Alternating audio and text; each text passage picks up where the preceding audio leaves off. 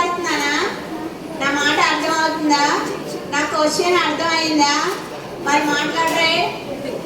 Theme ఏంటి? Teachers please SIT down. అక్కడే కూర్చుని పిల్లల వైపు తిరిగి వాళ్ళు మాట్లాడకుండా చూడవలసిన బాధ్యత మీది. మీరు నుంచి ఒక్కర్లేదు. ఇప్పుడు పాటలప్పుడు నుంచి ఎదురుగా, కానీ ఎవ్వరు మాట్లాడడానికి వీల్లేదు. పిల్లల వైపు తిరగండి అందరూ. టీచర్స్ దయచేసి గమనిస్తూ ఉండండి, ఎందుకంటే వాళ్ళ బిహేవియర్ వాళ్ళది, చిన్నపిల్లలు కాబట్టి. సో ఎవరు అల్లరి చేస్తే వాళ్ళ స్టోరీ చెప్పాలి, సరేనా? ఓకే, స్టోరీలోకి వెళ్ళిపోదామా? యేసు రక్తము ప్రతి పాపము నుండి మనలను పవిత్రులనుగా చేయును. యేసు రక్తము ప్రతి పాపము నుండి మనలను పవిత్రులనుగా చేయును. ఎంతమందికి వచ్చింది? మళ్ళీ చెప్పండి ఇంకొకసారి. యేసు రక్తము ప్రతి పాపము నుండి మనలను పవిత్రులనుగా చేయును. 1 యోహాను 1:7. ఇప్పుడు చెప్పుకున్నది ఏంటి? మనకి ఇప్పుడు చెప్పుకున్న వాక్యం ఏంటి చెప్పుకున్నాం? తెలీదా? Memory verse. ఏంటది? ఇవాళకి మెమరీ వర్స్ అది. సరే, మీరు ఎన్ని పాఠాలు విన్నారు ఇప్పటికి? ఎన్ని పాఠాలు? 4 విన్నారా? మరి బాయ్స్ 4 అంటారు. 2 లెసన్స్ కదా మనం విన్నాము. అయితే ఫస్ట్ లెసన్ లో ఏ కలర్ గురించి చెప్పారా అండి? Very good. ఏ colour? Gold colour. Gold colour దేనికి రిసెంబ్లెన్స్ అని చెప్పారు? వెరీ గుడ్, బాగా వింటారు మీరు. దేనికి? గోల్డ్ కలర్ అని నేర్చుకున్నారు. ఓకే, ఈ 7కి వెళ్ళాలంటే ఏది అడ్డుగా ఉంది? Very good. ఏది అడ్డుగా ఉంది? సిన్. సిన్ ఏ కలర్ లో ఉంది? సిన్ ఏ కలర్ లో ఉంది? బ్లాక్ కలర్ లో.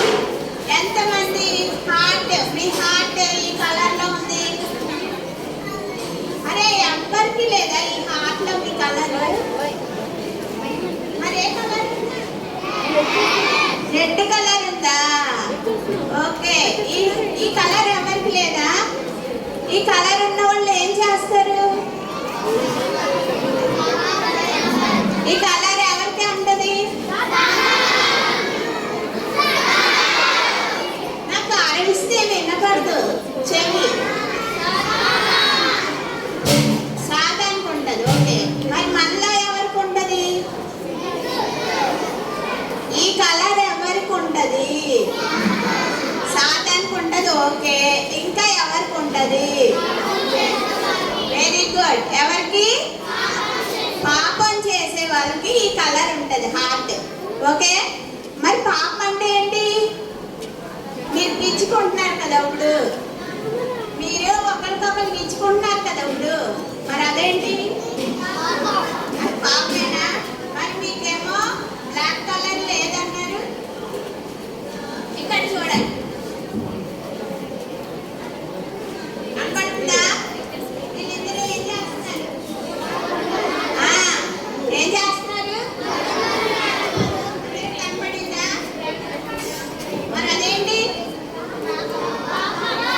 పాపమేనా? మరి ఇప్పుడే మాకేం బ్లాక్ హార్ట్ లేదన్నారు. మరి కొట్టుకుంటున్నారు. మరి ఇదే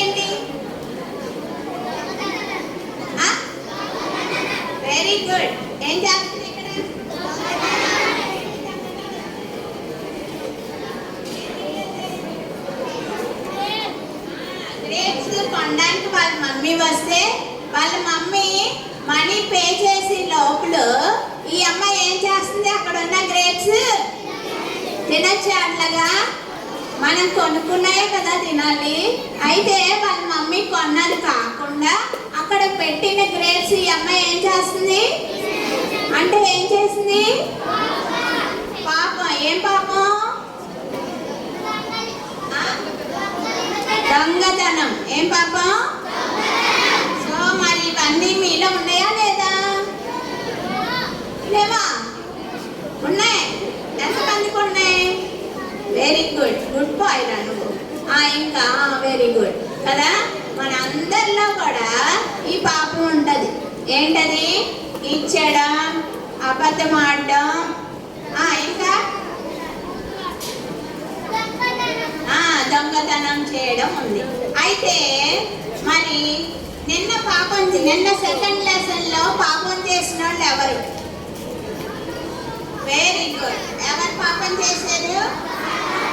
ఆదాము హవ్వలు పాపం చేశారు కదా. ఏం పాపం చేశారు? తినద్దన్న పండు ముందు ఎవరు తిన్నారు? అవ్వ తిన్నది. అవ్వ మళ్ళీ ఎవరికి ఇచ్చింది? ఆదాము అడగాలి కదా, అమ్మా ఈ పండు ఎందుకు తింటున్నావు, చేసే తినద్దు అన్నాడు కదా అని చెప్పాలి కదా. చెప్పాడా? ఇచ్చింది కదా అని తినేశాడు. మనం కూడా మరి బయట మరి విగ్రహాలకు పెట్టింది తినచ్చా? తినకూడదు.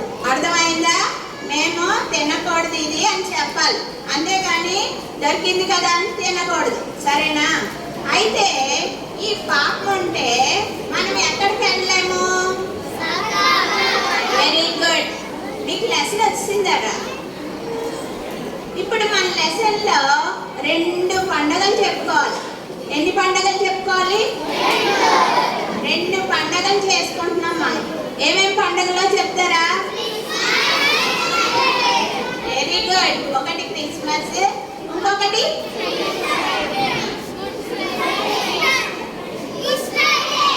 Very good. క్లాస్ కొడతాం. 1 2 3 లెసన్ అయిపోయింది. ఓకేనా? ఎందుకు లెసన్ అయిపోయిందన్నాను? మీరు గెస్ చేస్తారు. 2 పండుగలు కదా మనకి. ఎన్ని పండుగలు? ఒకటేమో రెండోదేమో Good Friday cum Easter. Good Friday cum Easter. So ఎంత పెద్ద లెసన్ చూడండి. కానీ నాకు ఇచ్చింది 25 minutes. ఆల్రెడీ 5 minutes అయిపోయింది కాబట్టి. సో మీరు ఫాస్ట్గా వింటే నేను ఫాస్ట్గా చెప్పేస్తాను. ఎందుకంటే మీకు అందరికీ క్రిస్మస్ తెలుసు కదా. క్రిస్మస్. ఈ పాపం పోవాలి అంటే, పరలోకం వెళ్ళాలి అంటే ఒక డోర్ ఉండాలి. ఇప్పుడు మనకి ఇంట్లోకి వెళ్ళాలనుకో ఫస్ట్ ఏముంటుంది? ఇంటికి డోర్ లేకుండా ఏదైనా ఇల్లు ఉందా? ఎవరికన్నా ఉందా డోర్ లేని ఇల్లు?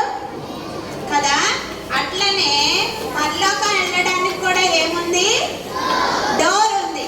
అయితే ఈ డోర్ ఇప్పుడు ఏం చేయబడింది అంటే, ఆదాము హవ్వ పాపం చేసిన తర్వాత యేసయ్య మనుషులతో మాట్లాడడం లేదు, దేవునితో మాట్లాడడం మనుషులకి లేదు. పరలోక ద్వారం ఏం చేయబడింది? క్లోజ్డ్. హెవెన్ డోర్ ఏమైంది? క్లోజ్ అయిపోయింది. ఇలా వినాలి, నన్నే చూడాలి. ఫిగర్ పెట్టినప్పుడు ఫిగర్ చూడాలి. హెవెన్ డోర్ క్లోజ్ అయిపోయింది. ఇప్పుడు మనుషులు ఎక్కడికి వెళ్ళలేరు? పరలోకానికి వెళ్ళాలి. ఎందుకు పరలోకం ఎందుకు వెళ్ళాలి మనం? ఎవరు ఉన్నారు? యేసయ్య ఉన్నారు. ఇంకా యేసయ్య యొక్క తండ్రి ఎవరు? దేవుడు. దేవుడు, తండ్రి, పరిశుద్ధాత్మ కదా. ఈ దేవుడు తండ్రి ఒకటే. తండ్రి కుమారుడు పరలోకంలో ఉన్నారు. మనుషులు ఎక్కడ ఉన్నారు? భూమి మీద ఉన్నారు. అయితే ఈ భూమి మీద ఉన్న మనుషులు ఎక్కడికి వెళ్ళాలి? ఇప్పుడు పరలోకం వెళ్ళాలి. అంటే డోర్ ఓపెన్ చేయబడాలి. డోర్ ఓపెన్ చేయబడాలి. ఈ డోర్ ఓపెన్ చేయాలి అంటే పాపం ఉండకూడదు. పాపం లేని మనిషి ఒకళ్ళు బలవ్వాలి. ఆదాము హవ్వల్ని పంపేసినప్పుడు ఏం అర్పించాడు దేవుడు అక్కడ? బలి. ఏం బలి? బలి కాదు, గొర్రెని చంపి ఆ చర్మాన్ని వాళ్ళకి తొడిగించాడు కదా. కనుక అప్పుడే వాళ్ళతో వాగ్దానం చేశాడు. ఆ వాగ్దానాన్ని గుర్తు చేసుకొని నేను మనుషుల కోసం ఎవరిని పంపుతాను అని దేవుని కుమారుడు యేసు ప్రభు పరలోకంలో మాట్లాడుకుంటున్నారు. జాగ్రత్తగా వినాలి. ఇప్పుడు పరలోకంలో ఎవరెవరు మాట్లాడుకుంటున్నారు? దేవుని కుమారుడు ఎవరు? యేసు ప్రభు. అప్పుడు దేవుడు పిలిచాడంట కుమారుడిని, యేసు ప్రభుని పిలిచి యేసుక్రీస్తుని ఏమన్నాడంట, నువ్వు పరలోకానికి వెళ్తావా? నా మనుషులందరూ నాకు కావాలి, వాళ్ళు పాపం చేసి నాకు దూరం అయిపోయారు, వాళ్ళందరితో నేను మాట్లాడాలి, మనుషులందరితో నేను సహవాసం చేయాలి. అందుకని నువ్వు భూలోకానికి మానవుడిగా వెళ్ళి నా ప్రజల కోసం నీ ప్రాణం పెడతావా అని అడిగితే యేసు ప్రభు ఏమన్నాడంట తండ్రితో, నేను వెళ్తాను, మనుషుల కోసం ప్రాణం పెట్టడానికి నేను ఎక్కడికి వెళ్తాను? భూలోకానికి వెళ్తాను అని అన్నాడంట. అప్పుడు యేసు ప్రభు మరియ గర్భాన్న అక్కడ ఉన్నాడా? ఎక్కడ పుట్టాడు యేసు ప్రభు? పశువుల పాకలో నీ కోసం నా కోసం పుట్టాడు. మీరు ఎవరన్నా పశువుల పాకలో పుట్టారా? పశువుల పాకలో ఎవరన్నా పుట్టడం చూసారా? వేసే కంటే మనం గొప్పలమా? కాదు కదా. అయితే ఆయన దేవుడు కుమారుడైంది కూడా అంతగా తగ్గించుకొని మన కోసం ఎక్కడ పుట్టాడు? పశువుల పాకలో పుట్టాడు. ఆయన పుట్టే స్థలం కూడా లేదు ఆయనకి పుట్టడానికి ఏం లేదు, స్థలం లేదు. రెండోది, నిన్న ఫస్ట్ లెసన్ లో ఆంటీ చెప్పింది ఆయన ఎందుకు ఈ లోకానికి వచ్చాడంట. చెప్పమ్మా. Very good. మనందరం ఏమో బ్రతకడానికి పుట్టాం కదా. బ్రతికి ఏయో సంపాదించుకోవాలి, ఇంకా సంపాదించుకోవాలనే ఆతృతతో మనుషులు బ్రతుకుతారు. అయితే యేసు ప్రభు ఎందుకు ఈ లోకానికి వచ్చాడంటే చనిపోవడానికే వచ్చాడు. ఆయన పనే అది. తండ్రి అందుకునే ఆయన్ని ఈ లోకానికి పంపాడు. అయితే మనల్ని ఎందుకు పంపాడు చెప్పండి? మనల్ని ఎందుకు పుట్టించాడు? యేసయ్యకి సైనికులుగా ఉండడానికి పుట్టించాడు. అర్థమైందా? ఇప్పుడు యేసయ్య మరి బెత్లెహేంలో పశువుల పాకలో పుట్టినప్పుడు ఎవరు వచ్చారంట?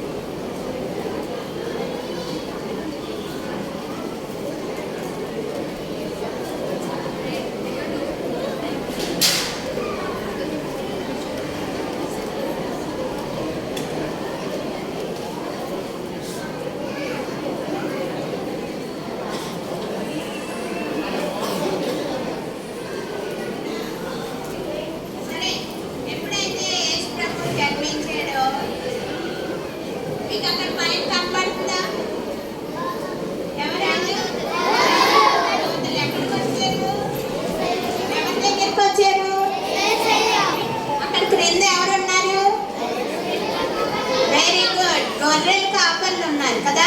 ఆ గొర్రెల కాపర్ల దగ్గరికి దూతల సమూహం వచ్చింది. వచ్చి ఏం చెప్తున్నారు చెప్పండి, మీకు వచ్చు కదా. ఏంటమ్మా? ఏ ఏసియా?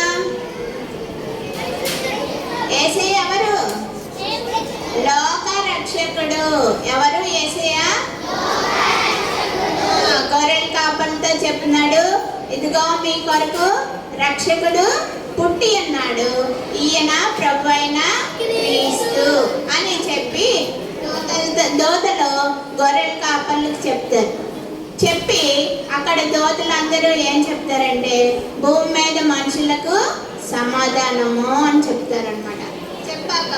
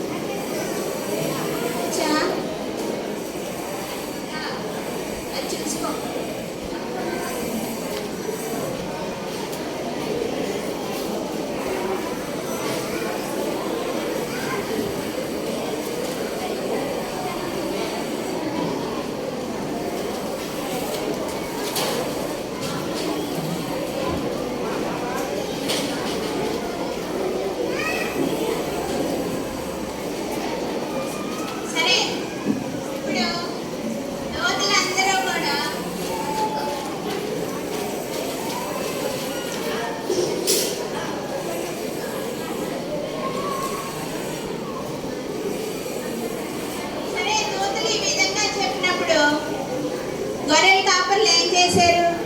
దోతలు వచ్చారు, యేసుప్రభు పుట్టాడని చెప్పారు. సర్లే మనకెందుకు, మన గొర్రెలను మనం కాసుకుందాం అనుకున్నారా? అనుకోలేదు కదా. వెంటనే వాళ్ళందరూ లేచి పదండి పదండి అని చెప్పేసి ఎక్కడికి వెళ్ళారు? యేసుప్రభు ఎక్కడ పుట్టాడో దాన్ని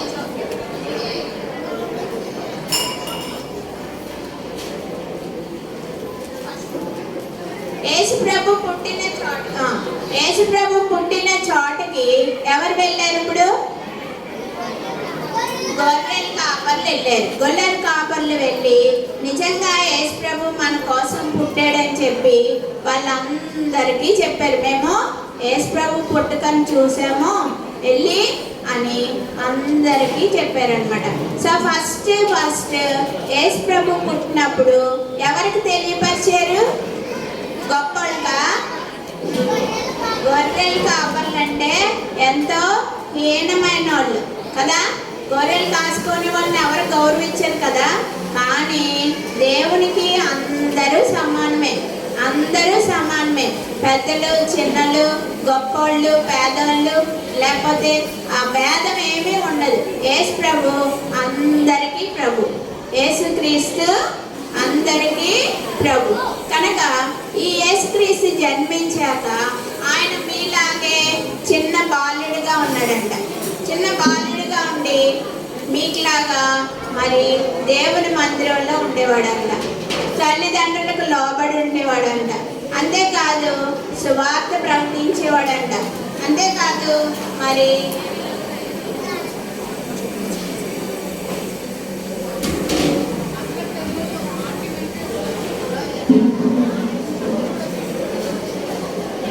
ఇక్కడ ఏం చేస్తున్నాడు ఆయన? సువార్త ప్రకటించాడని చెప్పాను నేను ఆల్రెడీ. నెక్స్ట్ చెప్పాలి. ఇక్కడ ఏం చేస్తున్నారు? మీకు ఫిగర్ ఎందుకు పెట్టారంటే దాన్ని అబ్జర్వ్ చేసి మీకు చెప్పాలి. గుడ్డివాడి కన్నులు ఏం చేస్తున్నారు? బాగు చేస్తున్నారు. కనుక మన యేసు ప్రభు శక్తి కలిగిన దేవుడు. మన యేసు ప్రభు ఎటువంటి దేవుడు?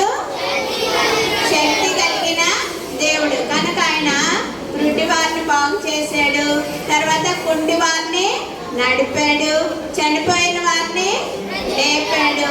ఈ విధంగా 33.5 సంవత్సరాలు ఆయన ఈ లోకంలో జీవించాడు. అయితే యేసు ప్రభు వచ్చింది దేనికోసం అని చెప్పుకున్నాం మనం? చనిపోవడానికి వచ్చాడు. కనుక ఇప్పటికీ 33.5 సంవత్సరాలు అయిపోయింది. ఓకేనా? ఈ లాస్ట్ టైంలో యేసు ప్రభుని ఏం చేశారో అదే మన గుడ్ ఫ్రైడే కదా. క్రిస్మస్ అయిపోయింది, ఇప్పుడు ఎక్కడికి వచ్చాం మనం? గుడ్ ఫ్రైడేకి వచ్చాం. అయితే ఈ గుడ్ ఫ్రైడే అన్నది చాలా ఇంపార్టెంట్. మనం ఏం చేస్తామంటే చాలా లైట్గా తీసుకుంటాం. మీరు చిన్నపిల్లలు కదా, మీరు కూడా లైట్గా తీసుకోకూడదు. ఎందుకంటే మరణము అన్నది చిన్న పెద్ద తేడా ఉండదు.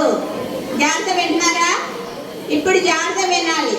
నేను ఇంకొక 10 minutesలో క్లోజ్ చేస్తాను. మరణం అన్నది పెద్దోళ్ళకే అని ఎక్కడన్నా రాసుందా? మరణం అన్నది చిన్నోళ్ళకే అని ఎక్కడన్నా రాసుందా? మరి బరియల్ గ్రౌండ్కి వెళ్తే ఇంత చిన్న సమాధులు కూడా ఉంటాయి కదా. 3 నెలలకు చనిపోయిన వాళ్ళు ఉంటారు, అప్పుడే చనిపోయిన వాళ్ళు ఉంటారు, కొంచెం ఎదిగాక చనిపోయిన వాళ్ళు ఉంటారు, కొంచెం మధ్య వయసులో చనిపోయిన వాళ్ళు ఉంటారు, బాగా ముసలిగా ఉన్న వాళ్ళు చనిపోయిన వాళ్ళు ఉంటారు. కనుక మానవుడు పుట్టిన ప్రతి మానవుడు చనిపోతాడు. వింటున్నారా అందరూ? కనుక మనకేమన్నా టైం ఉందా? ఎవ్వరికీ టైం లేదు. నేను ఇంతకాలం బతుకుతాను అని ఎవరన్నా రాసిస్తారా? ఎవరన్నా రాసి ఇవ్వగలరా? నేను ఒక 50 ఏళ్ళు బతుకుతాను, నేను ఒక 70 ఏళ్ళు బతుకుతాను అని ఎవరైనా రాసి ఇవ్వగలరా? ఎవరు రాసి. మరణము ఎవరికి వశము కాదు అని బైబిల్లో ఉంటుంది, ప్రసంగిలో. కనుక ఈ మరణాన్ని తప్పించాలి అంటే యేసుప్రభు ఒక్కళ్ళకే సాధ్యం. అందుకనే ఆయన పరలోకాన్ని విడిచిపెట్టాడు, ఈ లోకానికి వచ్చాడు. మన మనుష్యుడిగా దరిద్రుడిగా ఆ పశువుల పాకలో పుట్టాడు. అయితే ఇప్పుడు మన కోసం మరణించడానికి అనేకమైన హింసలు పొందాడు ఆయన. మరి హింసల్లో మరి మీకు సండే స్కూల్లో ఆల్రెడీ చెప్పుంటారు, కానీ జాగ్రత్తగా వినండి. ఆయన మన కోసం చనిపోవడానికి, తన ప్రాణం ఇవ్వడానికి ఎంతో ఇష్టపూర్వకంగా ఇచ్చాడు. మనం మంచి బ్యాగ్ కొనుక్కున్నాం అనుకోండి, పక్క వాళ్ళు అడిగితే ఇస్తామా? మంచి డ్రెస్ కొనుక్కున్నాం అనుకోండి, సపోజ్ ఈరోజు చుట్టాలు వచ్చారు, మీ మమ్మీ అంటది, అమ్మ నీకు మళ్ళీ డ్రెస్ కొంటాను, చెల్లి వచ్చింది కదా, చెల్లికి డ్రెస్ ఇద్దాము అంటే ఎంతమంది ఒప్పుకుంటారు చెప్పండి? ఎవ్వరు ఒప్పుకోరు. అబద్ధం చెప్పదు. ఎందుకంటే అబద్ధం ఆడవద్దు అని బైబిల్లో ఉంటుంది. అది కూడా పాపమే. మనకు నచ్చిన డ్రెస్ పక్కోళ్ళకి ఇవ్వడానికి అస్సలు ఇష్టపడం. అయితే దేవాదేవుడు పరలోకాన్ని విడిచిపెట్టాడు, మానవ రూపుగా ఈ లోకానికి వచ్చాడు. తన ప్రాణాన్ని ఎట్లా ఇస్తున్నాడు? ఇప్పుడు ఇష్టపూర్వకంగా ఇస్తున్నాడు. ఆయన్ని దొంగతో సమానంగా చేసి, అంతేకాదు మన పాపాలు భరించడానికి ఆయన తన సిలువను మోసాడు. సిలువ అంటే ఎంతో ఈజీ కాదు, అది చాలా బరువుగా ఉంటుంది, చెక్కతో చేయబడింది. అటువంటి సిలువని మోసుకుంటూ వెళ్ళవలసి వచ్చింది. ఆ మోసే టైంలో ఆయన్ని ఏం చేస్తారంటే కొరడాలతో కొడతారనమాట. కొరడాలతో కొట్టినప్పుడు ఏమవుతుందంటే, ఆ తాడు పెట్టి కొట్టినప్పుడు, ఆ ముందు భాగం కొట్టినప్పుడు ఆ మాంసపు ముద్ద అందులోంచి ఇట్లా శరీరంలో నుంచి ఇట్లా బయటకు వస్తూ ఉంటుంది అనమాట. అటువంటి కొరడా దెబ్బలు యేసు ప్రభు నీ కోసం నా కోసం భరించాడు. అంతేకాదు ఆయన ఏం చేశారు? సిలువ మీద వేసినప్పుడు, సిలువ మీద ఎక్కించాక ఆయన ఏం చేశారంటే 2 చేతులు చాపి ఆ మేకులతో ఆ సిలువ కొడతారు. ఒక చెయ్యి మనం ఇట్లా చాపి మనకు ఒక పిన్ని గుచ్చారనుకో, బాధ ఉంటుందా లేదా? అయితే ఆయనకి పిన్నికి వచ్చలేదు. అక్కడ గట్టి మేకులతో ఆ సిలువకి, ఆ కర్రకి ఆ మేకుల్ని కొట్టారు. ఆ విధంగానే ఈ చేతి వైపు కూడా ఆ మేకుని కొట్టారు. అంతేకాదు కాళ్ళు వేలాడుతున్నాయి. వేలాడే కాళ్ళకి ఒక కాలుకొకటి, ఒక కాలుకొకటి ఏం లేదు, ఆ 2 కాళ్ళకి కలిపి గమనించండి. అక్కడ సిలువలో ఆ మధ్యలో 2 కాళ్ళకి కలిపి ఒకటే మేకు కొడతారు. ఆ విధంగా కొట్టాక ఆ మేకులు కొట్టినప్పుడు ఏమొస్తుందమ్మా? రక్తం దారులుగా కారుతూ ఉంటుంది. ఆ టైంలో అటుపక్క ఇటుపక్క 2 దొంగలు ఉన్నారు.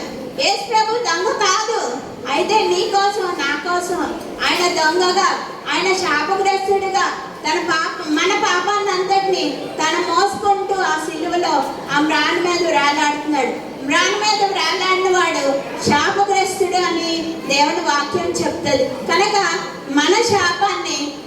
యేసుప్రభు భరించాడు. మన శాపాన్ని, మన పాపాన్ని ఆయన శిలువలో మోసాడు. మోసి ఏం కార్చాడంటే రక్తాన్ని కార్చాడు. ఆ రక్తం కార్చిపడినప్పుడు ఏమైందంటే ఇద్దరు దొంగలు ఉన్నారు ఆ పక్కన. వాళ్ళు మాట్లాడుకుంటున్నారు. ఒక దొంగ అంటున్నాడు, అవును నువ్వు దేవుని కుమారుడు కదా, శిలువ మీద నుండి దిగిరా, మమ్మల్ని కూడా రక్షించు అని ఎగతాళి చేస్తున్నాడు. అయితే రెండో దొంగ అంటున్నాడు మొదటి దొంగతో, అట్లా అనకు, మనమైతే ఈ శిక్షకి అర్హులం, మనం దొంగతనం చేశాం కాబట్టి మనం శిలువ వేయబడడానికి పాత్రలమే. అయితే ఈ ప్రభు ఆయన ఏమి పాపం చేయలేదు, నీ కోసం నా కోసం పాపం భరించడానికి మనతో పాటు శిలువ వేయబడ్డాడు కదా అని చెప్పేసి వెంటనే ఆ దొంగ ఏమని పిలుస్తాడంటే యేసు అని పిలుస్తాడు. యేసు అంటే ఏంటమ్మా అర్థం? రక్షకుడు. యేసు అంటే అర్థం ఏంటి? రక్షకుడు. కనుక పిలిచి యేసు నీ రాజ్యంలో నన్ను జ్ఞాపకం చేసుకో అంటాడు. ఎంత ప్రార్థన చేశాడు? చిన్ని ప్రార్థన చేశాడు కదా. మేము పెద్ద పిల్లలం కదా అండి, కాదు కదా, మేము ఎట్లా ప్రార్థన చేద్దాం అనుకోవద్దు. దొంగ ఎంత ప్రార్థన చేశాడంటే యేసు నీ రాజ్యంలో నన్ను జ్ఞాపకం చేసుకో అనగానే యేసు ప్రభు వెంటనే ఏమంటాడంటే నీవు నాతో కూడా పరదేశంలో ఉండు. వెంటనే ఆ దొంగకి ఏమొచ్చింది? క్షమాపణ వచ్చింది. ఎవరికి? రెండో దొంగకి. అయితే ఒకటో దొంగ క్షమాపణ పొందలేదు. ఎందుకంటే యేసు ప్రభుని ఏం చేశాడు? హేళన చేశాడు. అయితే ఆ క్రింద ఉన్న సైనికులు చూడండి ఉన్నారా, వాళ్ళు ఏం చేస్తున్నారంటే ఆ క్రింద యేసు ప్రభు వస్త్రం ఉంది చూడండి, బ్లూ కలర్లో, ఆ వస్త్రాన్ని వాళ్ళు పంచుకుంటున్నారు అనమాట. ఆయన అంగీని పంచుకుంటున్నారు. పంచుకోవడానికి ఆయన అంగీ తీసుకోవడానికి చీట్లు వేస్తున్నారు తప్ప, అయ్యో ఈయన యేసు ప్రభు అని ఆ దొంగ పిలిచాడు కదా, నీ రాజ్యంలో నన్ను జ్ఞాపకం చేసుకో అన్నాడు కదా, మనం కూడా అడుగుదాము అన్న ఆలోచన వాళ్ళకి లేదు. వెంటనే యేసు ప్రభుని అప్పగించిన శతాధిపతి అంటాడు, మరి 3 గంటలకి పగటి సమయంలో అక్కడ ఏమైపోతుందంటే మొత్తం చీకటి అయిపోద్ది. మొత్తం ఏమైపోద్ది? చీకటి అయిపోద్ది. ఆ తెర ఏమవుతుందంటే మధ్యకి చినిగిపోద్ది. ఆ భూమి పునాదులు ఏమవుతాయి? వణుకుతాయి. అప్పుడు ఆ శతాధిపతి అంటాడు, నిజముగా ఈయన దేవుని కుమారుడు అంటాడు, కానీ ప్రభువా నన్ను క్షమించు అని అతను కూడా అడగడు. కానీ ఒకళ్ళు అడిగారు. ఎవరు అడిగారు? రెండవ దొంగ అడిగాడు. రెండవ దొంగ అడిగాడు కాబట్టి ఇప్పుడు రెండవ దొంగకి ఏ ద్వారం తెరవబడింది? పరలోక ద్వారం తెరవబడింది. అట్లనే యేసు ప్రభు కార్చిన రక్తానికి సాదృశ్యమైన రంగు ఏంటి? రెడ్.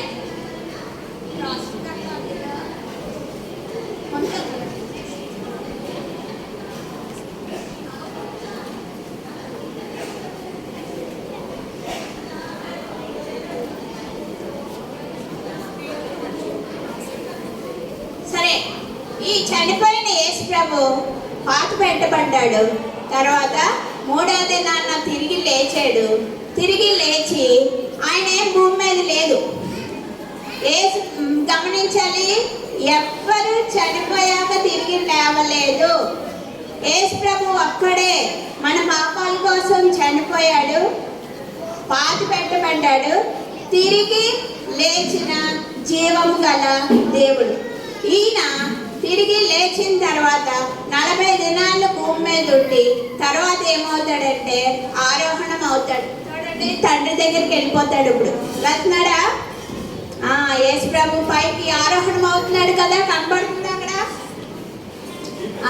ఆయన ఆరోహణం అయిపోయి తర్వాత తండ్రి దగ్గరికి వెళ్ళాడు. తండ్రి దగ్గరికి వెళ్ళాక మరి ఇప్పుడు తండ్రి హ్యాపీగా ఉంటాడా లేదా? తండ్రి హ్యాపీగా ఉంటాడా లేదా? ఎందుకు? చెప్పిన పని చేశాడు. ఇప్పుడు యేసయ్యకి, దేవునికి, మనుషులకి ఏం ఏర్పడింది? పరలోకానికి ద్వారం తెరవబడింది. ఇప్పుడు మనుషులందరూ ఎక్కడికి వెళ్ళొచ్చు? ఎప్పుడైతే చనిపోతారో వెంటనే వాళ్ళు ఎక్కడికి వెళ్ళొచ్చు? పరలోకం వెళ్ళొచ్చు. అయితే పరలోకం వెళ్ళడానికి ఒకటి మార్గం ఏంటంటే యేసు రక్తం. యేసు రక్తం. సో మనం ముందు చెప్పుకున్నాం యేసు రక్తము. చెప్పండి. యేసు రక్తము ప్రతి పాపము నుండి మనలను పవిత్రులనుగా చేయును. ఇప్పుడు మోకరించండి. యేసయ్య రక్తాన్ని కోరుకుందాం అందరము. మనందరం పరలోకం వెళ్ళాలి. ఇక్కడే ఉంటామంటే కుదరదు. ఎప్పుడు చనిపోతామో తెలీదు కనుక ఎవరి హృదయాన్ని వాళ్ళు యేసు ప్రభువుకి ఇవ్వాలి. ఎవరి మనసులో వాళ్ళే ప్రేయర్ చేసుకోవాలి. ఎంతమంది నమ్ముతున్నారు యేసయ్య నా కోసం చనిపోయాడు అని? యేసయ్య నా కోసం రక్తం కార్చాడు అని ఎంతమంది నమ్ముతున్నారు? యేసయ్య రక్తం నా ప్రతి పాపాన్ని కడుగుతుంది అని ఎంతమంది నమ్ముతున్నారు? ఒకరోజు యేసయ్య నేను చనిపోతే పరలోకానికి తీసుకెళ్తాడు అని ఎంతమంది నమ్ముతున్నారు? వాళ్ళందరూ ప్రేయర్ చేసుకోవాలి. కళ్ళు మూసుకోండి, చేతులు జోడించండి. మీ చిన్న ప్రార్థన యేసయ్య తప్పగా వింటాడు. మీకు ఎలా అనిపిస్తే అలా చేసుకోండి. యేసయ్య నీ రక్తాన్ని నా కోసం కార్చు, నేను పాపిని, నా పాపాన్ని క్షమించు. యేసు రక్తం ప్రతి పాపము నుండి పవిత్రులుగా చేయనన్నావు. చిన్న పెద్ద లేదు. ఇక్కడ ఎవ్వరు కూర్చున్నా సరే ఎవరైనా యేసు ప్రభుకు హృదయం ఇవ్వకపోతే ఈ రోజే మీ హృదయాన్ని యేసు ప్రభుకి ఇవ్వండి.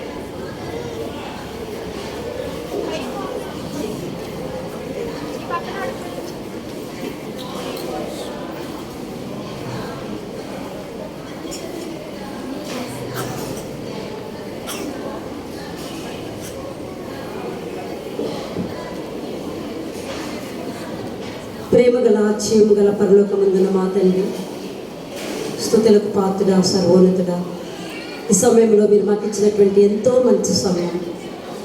యేసుక్రీస్తు ప్రభువారు దేవా మమ్మల్ని ప్రేమించారయ్యా. యేసుక్రీస్తు ప్రభువారు మమ్మల్ని ప్రేమించి మా కొరకు ప్రాణం పెట్టడానికి ఈ లోకమునికి వచ్చారు. దేవా సిలువలో దేవా మరణించడం ద్వారా, రక్తము కార్చడం ద్వారా దేవా నా పాపము, మా యొక్క బిడ్డల పాపమును క్షమించడానికి దేవా మీరు ఎంతో మంచి కార్యం చేసి ఉన్నారు. ఈ విధంగా ప్రభా గుడ్ ఫ్రైడే అనే విషయాన్ని మేము మా బిడ్డలు దాన్ని ఫీల్ చేస్తూ వచ్చాము నాయన.